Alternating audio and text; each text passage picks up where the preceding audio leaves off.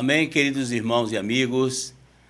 Boa noite. Mais uma vez estamos aqui, como todas as quintas-feiras, compartilhando 1 Coríntios. Vocês não sabem, é o título dessas mensagens. E hoje nós vamos compartilhar a última parte da mensagem 5, que fala sobre as coisas sacrificadas a ídolos e nossa liberdade e conduta. Por isso, nessa noite, nós gostaríamos de mostrar para vocês realmente a questão das coisas sacrificadas a ídolo. E aqui em 1 Coríntios 8, versículo 1 diz assim: no que se refere às coisas sacrificadas a ídolos, reconhecemos que todos somos senhores do saber. O saber ensoberbece, mas o amor edifica. Então aqui nós temos a expressão conhecemos que todos somos senhores do saber. Esse conhecemos, esse reconhecemos aqui é sabemos. É a mesma palavra, pode ser traduzida por sabemos. Ou conhecemos também, tá certo? Senhor Jesus. Então, esse saber, esse conhecimento aqui, é estar consciente interiormente, subjetivamente. É um conhecimento subjetivo, interior, tá certo? Ao passo em que a parte B desse versículo, que diz o saber ensoberbece.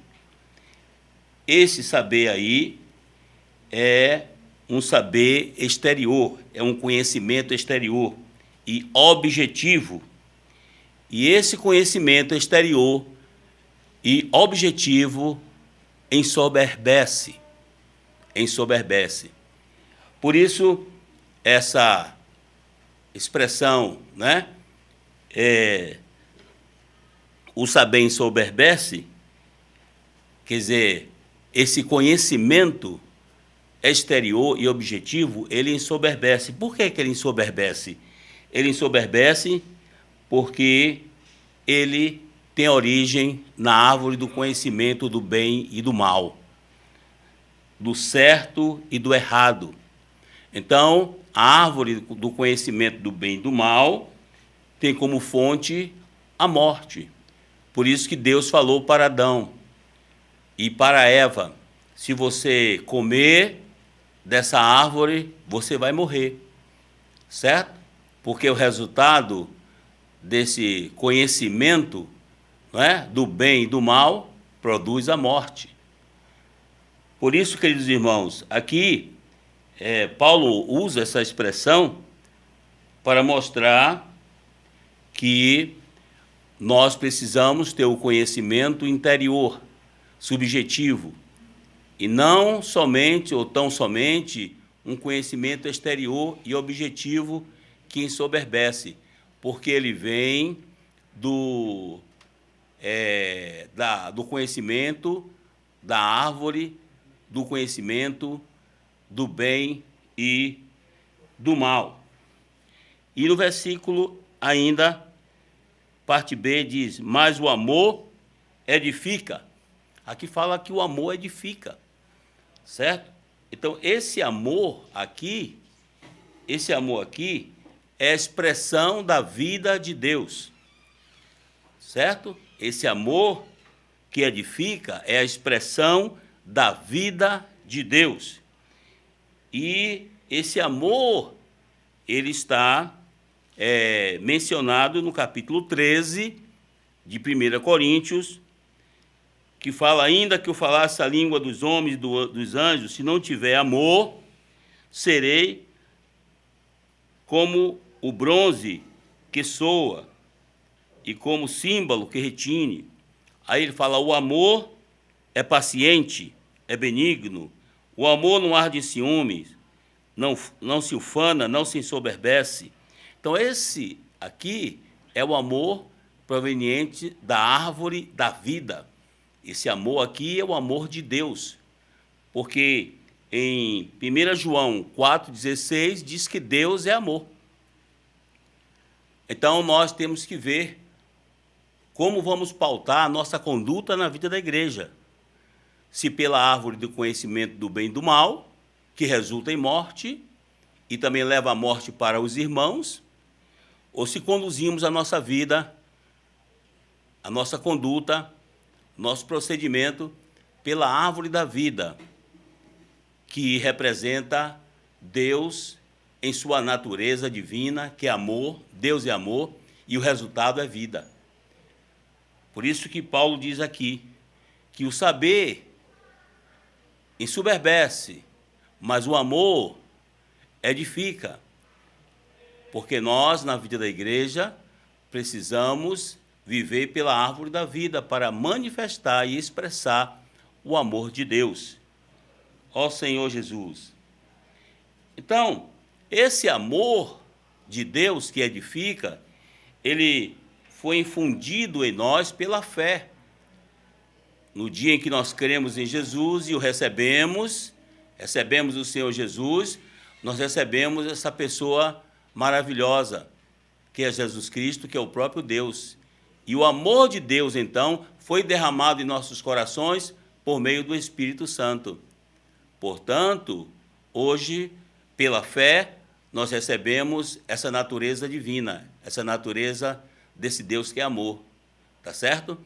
E esse amor, quando entrou em nós, introduziu-nos numa união orgânica, certo? Hoje nós temos uma união orgânica entre nós e Deus.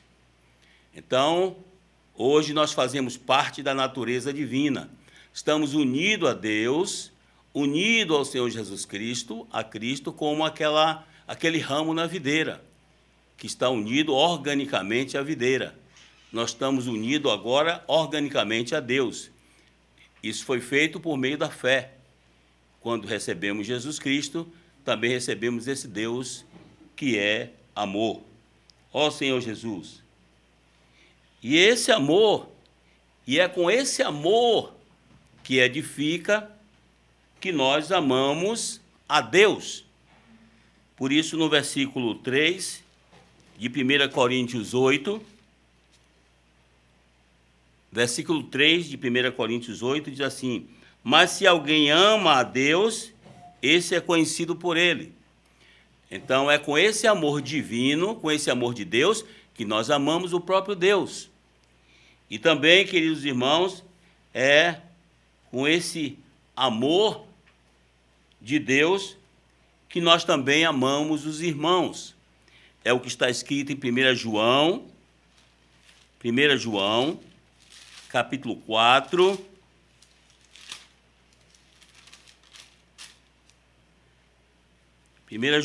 capítulo 4,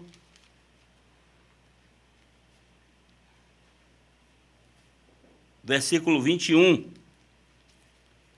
1 João 4, 21. Diz assim: ora, temos da parte dele este mandamento, que aquele que ama a Deus, ame também a seu irmão. Então, com esse amor, nós amamos a Deus, e com esse mesmo amor de Deus, nós também amamos uns aos outros, amamos os irmãos. E também é com esse amor que devemos andar na vida da igreja. Nós devemos andar em amor, como diz Romanos 14, 15. Romanos 14, 15 diz assim: se por causa de comida o teu irmão se entristece, já não andas segundo o amor fraternal. Por causa da tua comida, não faças perecer aquele a favor de quem Cristo morreu. Então, nós precisamos andar segundo o amor fraternal, que é o amor de Deus manifestado entre os irmãos. Então, a nossa conduta na igreja é uma conduta de amor para com Deus, é uma conduta de amor para com os irmãos, não é? Para com todos os membros do corpo de Cristo. Ó Senhor Jesus. E também, queridos irmãos, esse andar é um andar que edifica a igreja. Quando andamos em amor, nós edificamos a igreja. Isso está em 1 Coríntios 10, 23. 1 Coríntios 10, versículo 23 diz assim: todas as coisas me são lícitas, mas nem todas convêm. Todas são lícitas, mas nem todas edificam.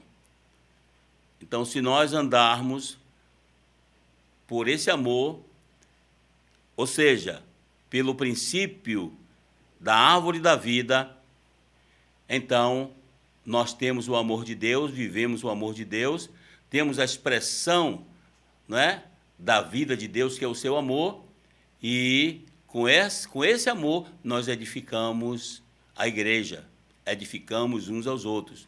Mas se nós andamos no princípio da árvore do conhecimento do bem e do mal, então nós, em vez de edificarmos, nos ensoberbecemos, certo? Pelo conhecimento exterior que temos, e não edificamos a igreja, certo? Porque é um conhecimento apenas mental, que provém da nossa mente, não provém do nosso espírito.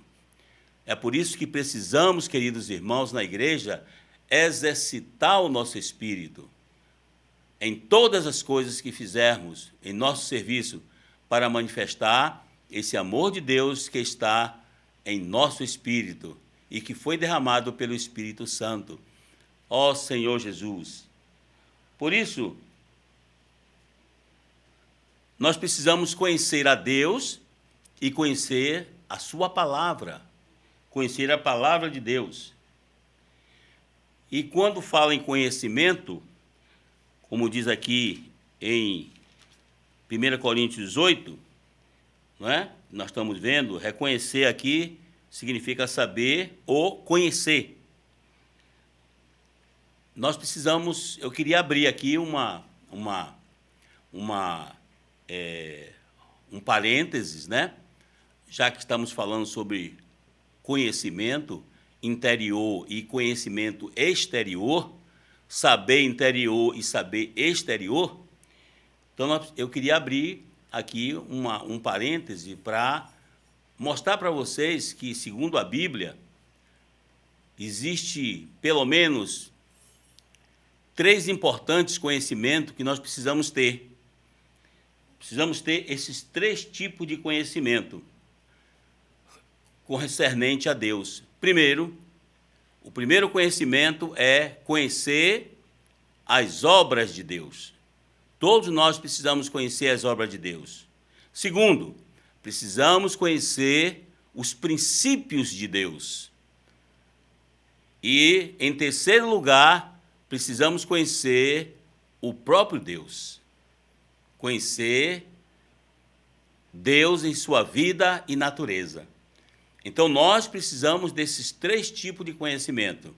Conhecer as obras, conhecer os princípios e conhecer a Deus. As obras de Deus é tudo que Deus realizou. Então, por exemplo, o povo de Israel, eles conheciam as obras de Deus. Quando eles estavam no Egito, presos, sofrendo, escravizados, eles clamaram a Deus e Deus veio, através de Moisés, libertá-los e salvá-los. E Deus enviou 10 pragas para o Egito. E na última praga, Faraó deixou o povo sair do Egito. Então o povo viu aquelas obras que Deus realizou ali no Egito, naquelas 10 pragas sobre o Egito. Depois, Moisés conduziu o povo, e o povo viu quando Deus abriu o Mar Vermelho, e o povo passou em pés enxuto por dentro do Mar Vermelho, certo? E foi para o outro lado. Aquela obra, eles viram. No deserto, eles viram quando faltou água, não tinha água, que eles murmuraram. eles viram quando Deus mandou Moisés bater na rocha e a rocha se fendeu e jorrou água e todos eles foram saciados com aquela água. E quando faltou comida, também Deus enviou o maná do céu. Tudo isso são as obras de Deus, certo? Nós precisamos conhecer as obras de Deus. Agora, não somente as obras, nós também precisamos conhecer os princípios de Deus. Esses princípios de Deus é a maneira pelo qual Deus age. O que são os princípios divinos é a maneira pelo qual Deus age. Então, a maioria do povo de Israel conhecia as obras, mas eles não conheciam os princípios divinos, a maneira pelo qual Deus agia. Mas Abraão e Moisés conheciam os princípios de Deus. Então, por exemplo, Abraão, quando Deus estava para destruir Sodoma e Gomorra, antes Deus procurou Abraão e falou para Abraão o que ele estava para fazer. E o que Abraão fez? Abraão intercedeu por Ló e a sua família, e a família de Ló. E Abraão disse, naquela comunhão com Deus, né, foi descendo, e se tiver 50, e se tiver 30, e se tiver 10, Deus disse, não destrua. Aí Abraão disse, tu é um Deus justo, o Senhor não destrói o justo, os injustos junto com os justos.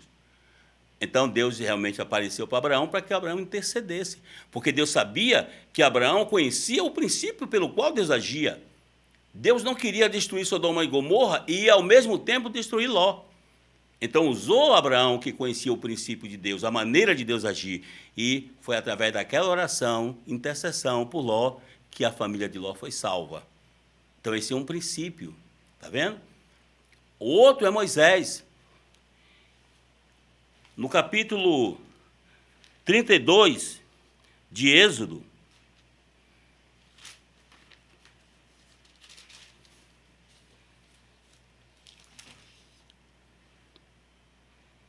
no tocante ao bezerro de ouro, quando Moisés subiu ao monte e ficou 40 dias e 40 noites com Deus, o povo cá embaixo achou que Moisés não voltaria mais e pediu que fizesse um bezerro de ouro. E Arão fez aquele bezerro de ouro. Nós conhecemos a história. E Deus ficou muito irado com o povo. E no capítulo 32, versículo 11, então, aliás, antes do versículo 11, do versículo 7, então disse Deus a Moisés, vai, desce, porque o teu povo, que fizeste sair do Egito, se corrompeu, e depressa se desviou do caminho que lhe havia eu ordenado, e fez para si um bezerro de ouro, e o adorou, e lhe sacrificou, e disse, estes, ó Israel, são os teus deuses, que te tiraram da terra do Egito. Vocês já viram? O povo viu Deus usar com poderosa mão, braço forte, tirou eles com aquelas pragas. O povo viu Deus abrir o mar vermelho, certo? O povo viu muitos milagres produzidos por Deus, muitas obras que Deus realizou, mas aqui substituiu Deus por um bezerro de ouro. Então isso mostra que conhecer somente as obras que Deus realiza não é suficiente. Mas Moisés conhecia os princípios de Deus, certo? Então, no tocante a isso aqui, quando Deus que destruiu o povo, né, que pediu para deixar que ele destruísse o povo e começasse de novo com Moisés, Moisés, então, no versículo 11, intercedeu pelo povo e disse assim, porém, Moisés suplicou ao Senhor, seu Deus, e disse, porque se acende, Senhor, a tua ira contra o teu povo que tiraste da terra do Egito, com grande fortaleza e poderosa mão? Porque hão de dizer os egípcios, com maus intentos os tirou para matá-los nos montes e para consumi-los da face da terra? Torna-te do furor da tua ira, arrepende-te deste mal contra o teu povo. Lembra-te, versículo 13, de Abraão, de Isaque e de Israel, teus servos, aos quais por ti mesmo tens jurado e lhe disseste: multiplicarei a vossa descendência como as estrelas do céu, e toda esta terra de que tenho falado, dá-la-ei a vossa descendência, para que a possuam por herança eternamente. Então se arrependeu o Senhor do mal que dissera havia de fazer ao povo. Então Moisés conhecia os princípios de Deus. Quais foram os princípios que ele usou aqui, que ele conhecia de Deus? O nome de Deus. A primeira coisa que ele se preocupou foi com o nome de Deus. Porque hão de dizer os egípcios, com mau intento tirou para matá-lo nos montes. Então, como ficaria o nome de Deus? De um Deus cruel, que tirou o povo do Egito, não é? Simplesmente para matar o povo no deserto, nos montes. Então, como ficaria o nome de Deus? Então, ele falou, usou o princípio do nome de Deus. Depois, ele mostrou o princípio da promessa de Deus. E mais, e a promessa que o Senhor fez a Abraão, Isaque e a Jacó, que é Israel? Não é? Como é que fica a tua palavra, a tua promessa? O Senhor é um Deus que promete e cumpre. Se o Senhor matar esse povo, você não poderá cumprir a sua promessa. Então, esse é um outro princípio que nós temos que ver. Deus age por meio, né, dos princípios, não é? Os princípios é a maneira pelo qual Deus age. Então, ele sabia disso. E o resultado de tudo isso foi que Deus, então, voltou atrás e não destruiu mais o povo. Então, nós precisamos conhecer os princípios, que é o meio pelo qual Deus age. Mas eu pergunto, é suficiente apenas conhecer a obra de Deus e os princípios de Deus, como Moisés e Abraão conheciam? Não. Nós precisamos conhecer o próprio Deus, certo? Conhecer Deus em sua vida e natureza. Deus é amor. A Bíblia diz que Deus é amor. Queridos irmãos, Deus pode fazer muitas coisas para você. Você pode orar a Deus, Deus pode lhe curar, pode lhe dar uma casa que você precisa, pode te dar um carro se você precisa, pode te dar uma esposa se você precisa. Ele pode te fazer muitas obras, fazer muita coisa por você, mas isso não garante que você vai ficar seguindo ao mesmo tempo. Ele, toda a vida. Por quê? Porque o povo de Israel se desviou. Substituiu Deus por o bezerro de ouro, depois substituiu Deus por Baal, né? Adorou ídolo. Se você ler a história do povo de Israel no livro de Reis, 1 Crônica e 2 Crônica, você vai ficar abismado com o que fez o povo de Israel. Esse povo é o povo que conheceu a Deus nas suas obras, não é? Esse povo foi o povo que conheceu os princípios de Deus e está fazendo isso, não é? Então, queridos irmãos, nós, na verdade, precisamos, além de conhecer as obras de Deus, os princípios de Deus, nós precisamos conhecer o próprio Deus, o Deus que é amor. A Bíblia diz que Deus é amor. E quando nós conhecemos Deus na sua essência, na sua natureza, no seu amor, nós não nos apartamos dele. Nós não o abandonamos. Nós não o deixamos por nada nesse mundo. E quanto mais nós o conhecemos, mais nós o amamos. Por isso que Jesus falou, não é? Amarás o Senhor teu Deus de todo o teu coração, de toda a tua alma, de toda a tua força e de todo o teu entendimento. E depois Jesus falou, e o segundo maior que semelhante a esse, amarás o teu próximo como a ti mesmo. Por isso, queridos irmãos, hoje o que nós precisamos não é de um conhecimento exterior, mas é de um conhecimento interior, subjetivo. Nós precisamos conhecer Deus na sua essência. Nós precisamos conhecer essa natureza divina que é amor. Deus é amor. A essência de Deus é amor. A natureza de Deus é amor. Certo? E com isso, eu queria compartilhar com vocês uma experiência que aconteceu há muitos anos. Eu li isso num livro, se não me engano, do irmão Lee, um livro que ele escreveu, e uma experiência de uns irmãos lá na China. Naquela época, esses dois irmãos tinham uma fazenda e eles molhavam a sua roça, a sua plantação, porque naquela época a água era tirada pedalando aquela roda, e aí extraía aquela água do poço, e com aquela água eles molhavam a plantação. E ele contou então que esses irmãos, que eram sócios nessa fazenda, um dia quando acordou, a água que eles ajuntaram no dia anterior para molhar a plantação, a água sumiu, tinha desaparecido, não estava mais no reservatório. E eles ficaram sem entender, cadê a água? Quem pegou a água? Certo? E quando ele olhou a fazenda do vizinho, estava toda molhadinha, as plantas todas molhadas. Então ele presumiu que talvez o vizinho tivesse pego a água dele. Mas daí não ligaram. Juntaram mais água. Quando foi no dia seguinte, a água desapareceu de novo. E a fazenda do vizinho molhada. Então eles disseram, esse vizinho está acordando bem cedo, está vindo aqui, está pegando a nossa água, roubando a nossa água e molhando a fazenda dele. Para não ter trabalho de juntar água. Muito bem. Então eles disseram, o que é que nós vamos fazer? Os dois pararam, eram dois irmãos em Cristo, né? Vivendo a vida da igreja naquela cidade. Estava diante de um problema, ele sabia que era o vizinho que estava roubando, mas não tinha provas. Certo? O que é que eles fizeram? Eles foram orar ao Senhor e tiveram um sentimento. Vamos, na reunião da igreja, vamos procurar um irmão bem idoso, que era um dos presbíteros da igreja naquela cidade, e vamos falar com ele sobre essa situação que nós estamos passando, para ele nos orientar o que fazer. Então, eles foram até aquele velho presbítero, aquele irmãozinho idoso, né? E falou tudo o que estava acontecendo, e disse, irmão, o que é que nós fazemos agora numa situação dessa?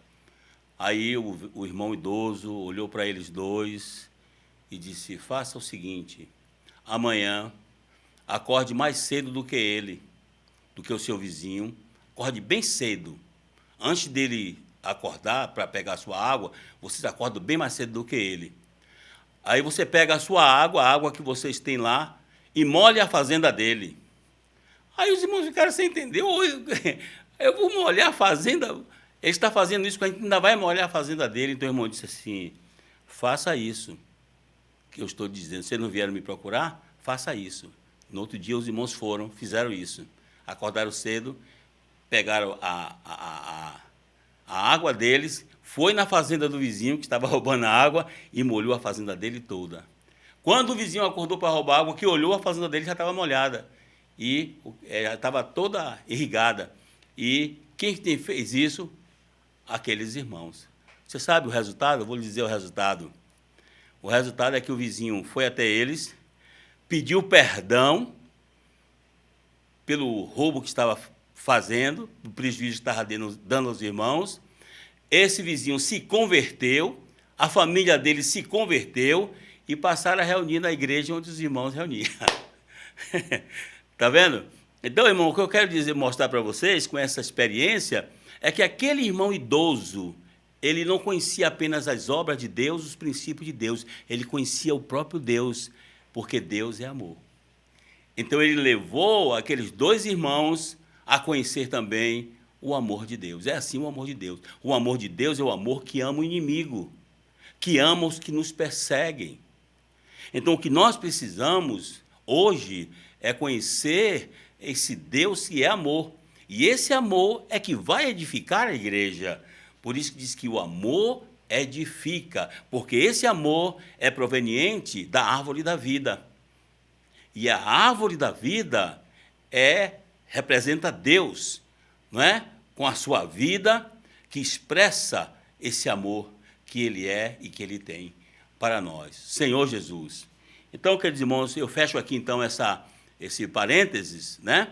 Para mostrar a vocês que não basta nós conhecermos as coisas que Deus faz, as obras de Deus, não basta conhecer alguns princípios que Deus também tem, e a maneira como Deus age, certo? Mas hoje no Novo Testamento, o que Deus deseja é que nós conheçamos a Ele mesmo, conheçamos a esse Deus que é amor.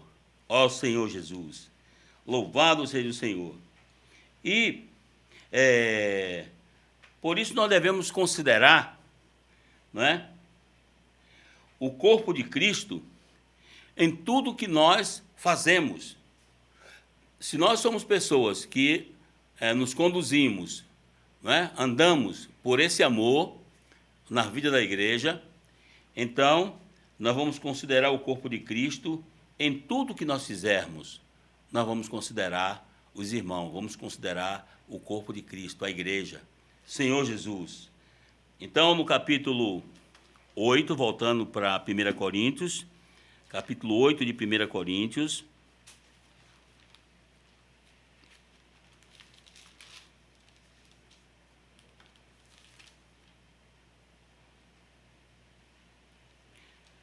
versículo 2 diz: se alguém julga saber alguma coisa, com efeito, não aprendeu ainda como convém saber. Mas se alguém ama a Deus, esse é conhecido por ele. No tocante à comida sacrificada a ídolo, sabemos que o ídolo de si mesmo nada é no mundo, e que não há senão um só Deus. Certo? E no versículo 8 em diante diz assim: não é a comida que nos recomendará a Deus, pois nada perderemos se não comermos, e nada ganharemos se não comermos. 9. Vede, porém, que esta vossa liberdade não venha, de algum modo, a ser tropeço para os fracos. Porque se alguém te vir a ti, que és dotado de saber, à mesa, em templo de ídolo, não será a consciência do que é fraco conduzida a participar de comidas sacrificadas a ídolo? E assim, por causa do teu saber, perece o irmão fraco, pelo qual Cristo morreu. E deste modo, pecando contra os irmãos, golpeando-lhes a consciência fraca, é contra Cristo que pecais. E o 13 diz: e por isso, se a comida serve de escândalo a meu irmão, nunca mais comerei carne, para que não venha a escandalizá-los. Então aqui Paulo está mostrando a preocupação que nós devemos ter e considerar a igreja o corpo de Cristo. Os membros do corpo de Cristo são os irmãos. Então nós não devemos, como diz aqui, você não é afetado, mas pode afetar um irmão. Então tem coisas que nós fazemos, né, certas condutas nossas na igreja, seja na esfera social, na esfera familiar ou na esfera de reunião junto com os irmãos, pode ter coisas que a gente faça que a gente aprove, certo? A gente acha que é lícito comer certas coisas, ou agir em certas coisas, ou assistir certas coisas, pode ser lícito, mas para os irmãos, alguns irmãos não é. Alguns irmãos que são fracos, eles podem tropeçar numa nossa atitude.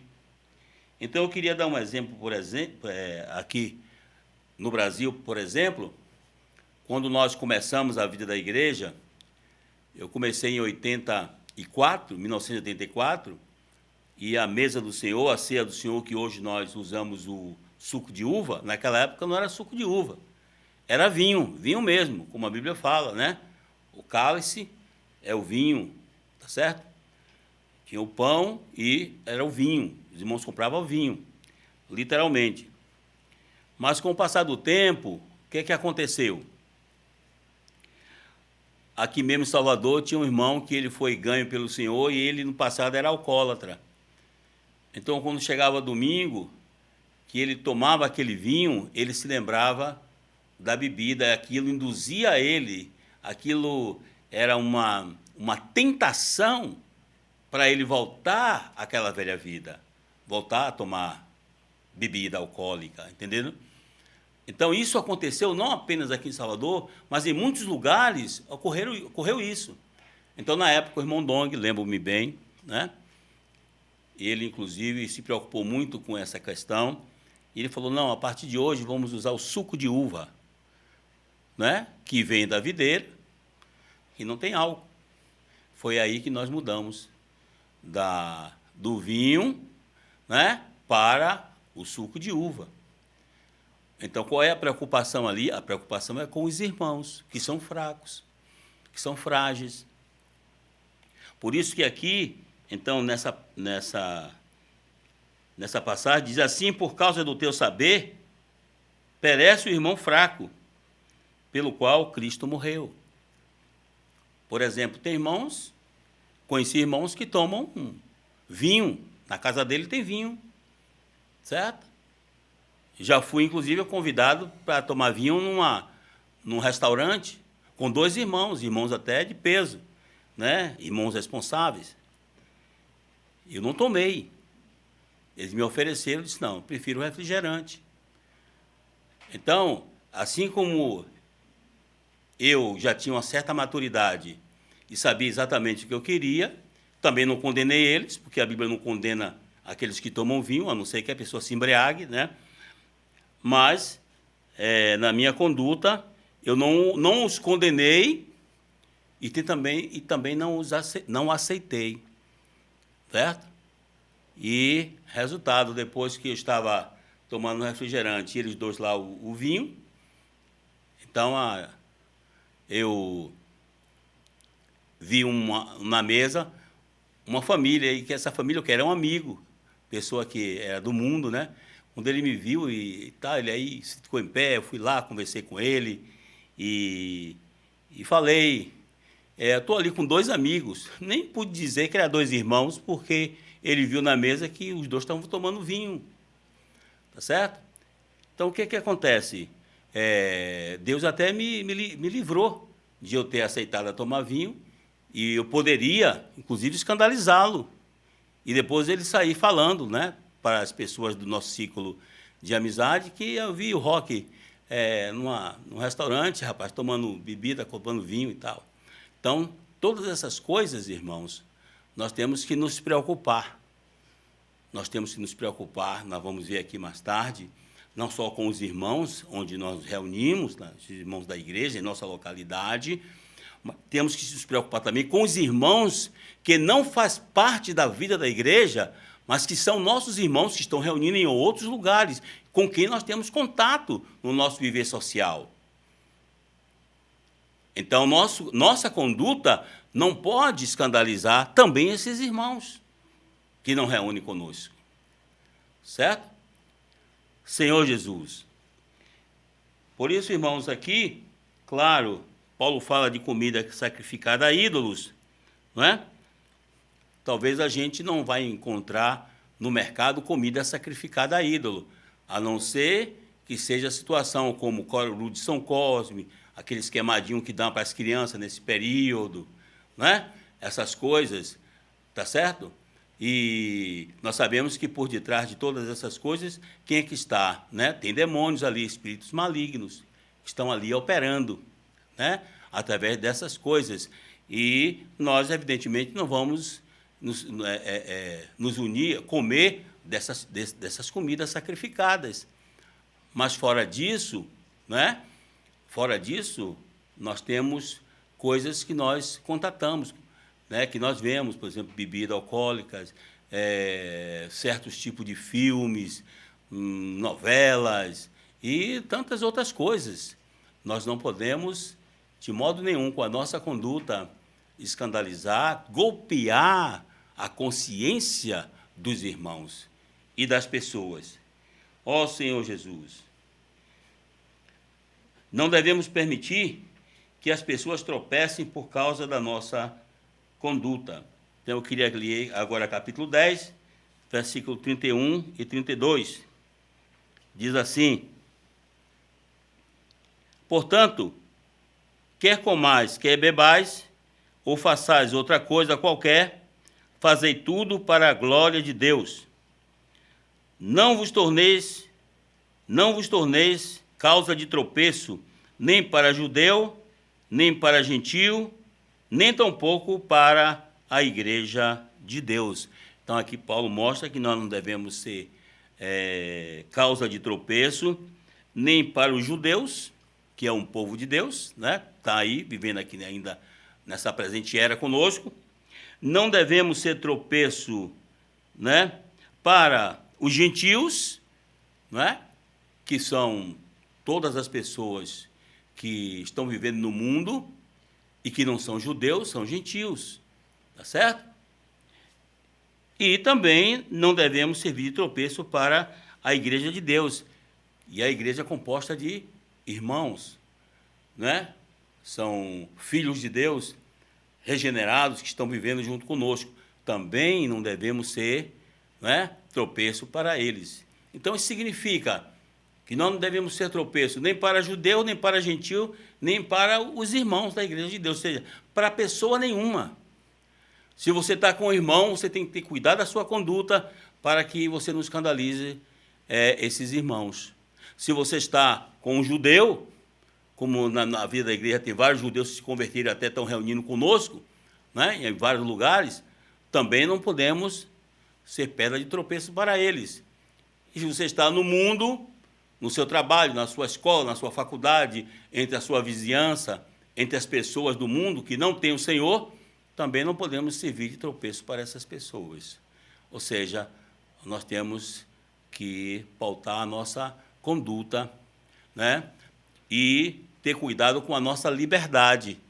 Tem coisas que você pode fazer, né, mas se isso vai escandalizar as pessoas, vai fazer as pessoas tropeçarem, não é? Então nós devemos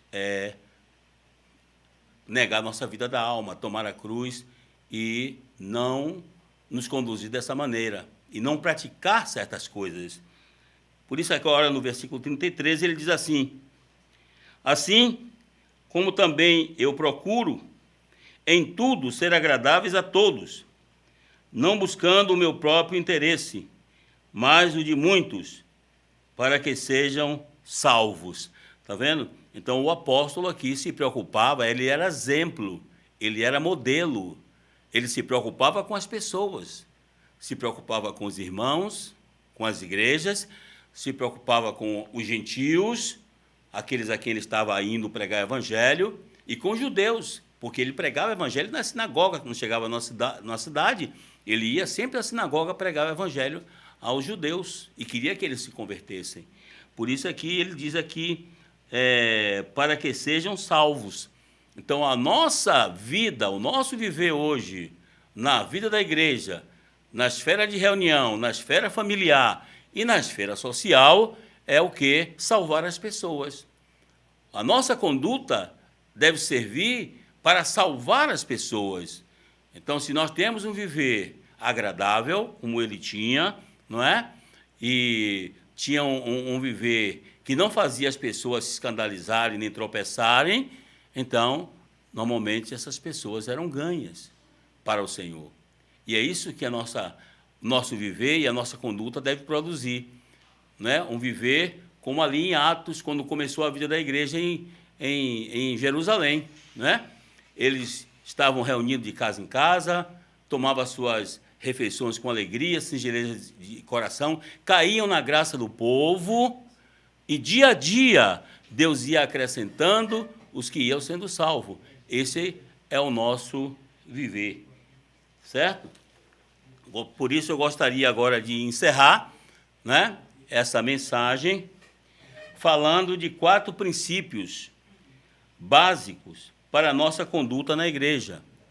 Então eu vou apresentar para vocês aqui, né, algumas passagens da Bíblia onde mostra esses 4 princípios básicos, né, para a nossa conduta na igreja.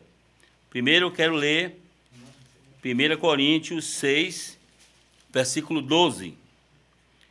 1 Coríntios 6, 12 diz assim: todas as coisas me são lícitas, mas nem todas convêm.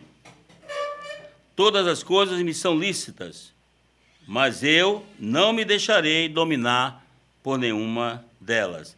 Então aqui, a primeira pergunta que nós vamos fazer é o seguinte: 1 Coríntios 6,12, que nós acabamos de ler, a parte A diz assim: todas as coisas me são lícitas, mas nem todas convêm. Então, qual é a pergunta que devemos fazer?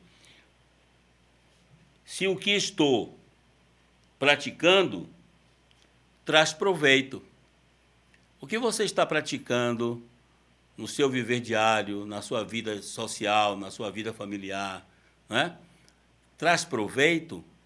Se traz proveito, continue. Se não traz proveito, por que praticar? Não é? E agora nós temos a parte B, que diz: todas as coisas me são lícitas, mas eu não me deixarei dominar por nenhuma delas. A pergunta é: isso me domina? Então, quando estivermos praticando alguma coisa, ou formos fazer alguma coisa, ou estivermos fazendo alguma coisa, devemos perguntar se isso me domina, certo? Então, tem coisas que dominam as pessoas, né? Dominam as pessoas ficam dominadas por essas coisas. Por exemplo, a questão da bebida que acabei de falar, né? Da questão do vinho. Então, a Bíblia não proíbe de você tomar vinho, até o próprio Senhor Jesus tomou vinho, tá certo? Muitos até se pautam por esse exemplo de Jesus. Realmente não é nenhum pecado você tomar vinho, mas o que acontece? Quando você começa a utilizar o vinho, você pode mais tarde ir aumentando as doses. Não, é só socialmente, eu vou tomar só um cálicezinho, né? E tal. Aí você pode ir aumentando as doses, mais tarde você pode ser dominado pela bebida, certo? É como alguém no passado deu um exemplo, por exemplo, você tem um buraco, que é um abismo, um buraco, aí você vem para a beira do buraco e fica dando volta em redor. Diz: não, eu sei que aqui tem um buraco, isso aqui é um abismo. Aí eu sei muito bem o que tem aí. Aí você é senhor do saber, você fica rodando ao redor do buraco. Pode ser que um dia você escorregue e caia dentro do buraco, certo? Você cai dentro do buraco. Então, você está rodando próximo dele, você conhece, sabe que aquilo ali é um buraco, mas por ficar todo o tempo rodando ali, um dia você pode cair dentro do buraco. Mas se você estiver passando longe daquele buraco, você nunca vai cair dentro dele. Isso é um exemplo, por exemplo, para quem gosta de usar, às vezes, a bebida como uma coisa que é normal, não tem nada de nenhum pecado, a Bíblia não condena, certo? Mas você pode ficar rodando ao redor do buraco e um dia cair no buraco. Ó Senhor Jesus. Então, vamos para a terceira pergunta. Está no capítulo 10, versículo 23. Diz assim: todas as coisas são lícitas, mas nem todas convêm. Todas são lícitas, mas nem todas edificam. Então, a pergunta é essa: isso edifica e ajuda os irmãos? O que eu estou fazendo, o que eu estou praticando, ela edifica? Ela ajuda os irmãos? Se ela edifica e ajuda os irmãos, então vamos continuar praticando, certo? E a última pergunta, a quarta pergunta, é no versículo 31, que diz assim: portanto, quer comais, quer bebais, ou façais outra coisa qualquer, fazei tudo para a glória de Deus. Então, isso que eu estou fazendo, que eu estou praticando, glorifica a Deus, não é? Se isso glorifica a Deus, se isso expressa a Deus no nosso viver, então devemos praticar. Mas se não expressa a Deus, devemos abandonar. Porque certamente isso vai escandalizar alguém que está no nosso redor, no nosso contato, no nosso relacionamento, seja em casa, na vida familiar, seja no trabalho, na vida social, na escola, onde nós estivermos, né? Ou entre os irmãos também, onde nós vivemos a vida de reuniões da igreja. Tá ok, irmãos? Então, essa mensagem é sobre ídolos, ela encerra aqui, não é? E na próxima quinta-feira estaremos com a mensagem 6, com um outro título, tá ok? Que Deus nos abençoe, que todos nós possamos viver pela árvore da vida e não pela árvore do conhecimento do bem e do mal. Tá ok? Deus abençoe vocês e que edifique a sua igreja nessa era. Amém.